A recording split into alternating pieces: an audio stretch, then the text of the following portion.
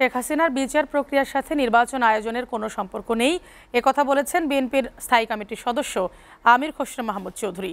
দুপুরে রাজধানীর বনানীতে এক গোলটেবিল বৈঠক শেষে সাংবাদিকদের প্রশ্নের জবাবে তিনি বলেন, হাসিনার বিচারের আগে নির্বাচন সম্ভব নয়, এসব কথা বলে নির্বাচন পেছানোর সুযোগ নেই।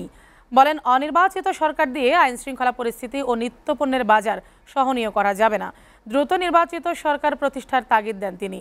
সোহান খানের প্রতিবেদন।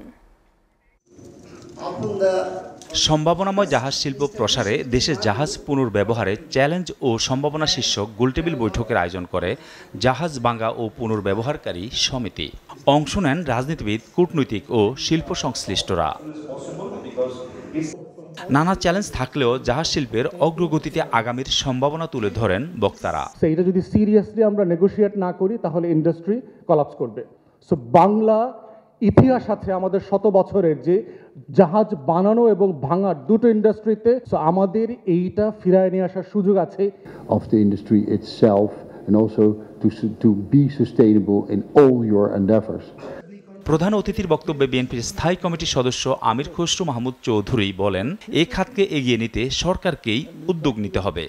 ইন্ডাস্ট্রিতে সমস্যা আছে, থাকবে, এগুলো ক্রমান্বয়ে সমাধান করতে হবে।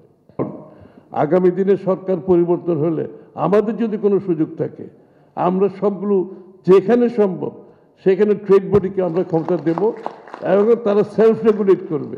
সরকারের নিয়ন্ত্রণ মুক্ত যত বেশি করা যাবে তত দেশ ভালো চলবে। গণহত্যার অভিযোগে শেখ হাসিনার বিচার আগে কোনো নির্বাচন নয়, জাতীয় গণতান্ত্রিক পার্টির এমন বক্তব্যের জবাব দেন তিনি। বলেন, এসব কথা বলে নির্বাচন পেছানোর কোনো সুযোগ নেই। এই সমস্ত কথাবার্তা বলে নির্বাচন ব্যবস্থা, গণতান্ত্রিক ব্যবস্থাকে পিছিয়ে নেওয়ার কোনো সুযোগ নেই। শেখ হাসিনার বিচার চায় না, বাংলাদেশে কেউ আছে আমার তো জানা নেই। হাসিনার কেন, হাসিনার আওয়ামী লীগের যারা দুঃশাসন যত সবার বিচার হতে হবে, তাই না? হাসিনার তো বটেই। সুতরাং বিচারের সাথে নির্বাচনের কোনো সম্পর্ক আমরা তো দেখতে পাচ্ছি না এখানে। কি হচ্ছে, আমরা আইনের শাসনে যদি বিশ্বাস করি তো বিচারিক প্রক্রিয়া চলতে আছে এবং চলবে। নিত্যপণ্যের অস্থির বাজার, অনিয়ন্ত্রিত আইনশৃঙ্খলা পরিস্থিতি সহ চলমান নানা সংকট উত্তরণে নির্বাচিত সরকারের বিকল্প নেই বলেও মন্তব্য করেন আমির খসরু মাহমুদ চৌধুরী।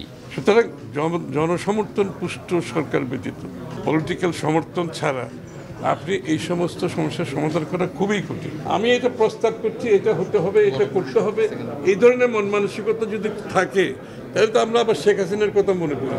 যেখানে ঐক্যমত হলে ভালো, ঐক্যমত না হলে আপনাকে জনগণের কাছে যেতে হবে ম্যান্ডেটের জন্য। জনগণ যাদেরকে ম্যান্ডেট দেবে সেগুলো বাস্তবায়ন হবে। সোহান খান, এসএটিভি, ঢাকা।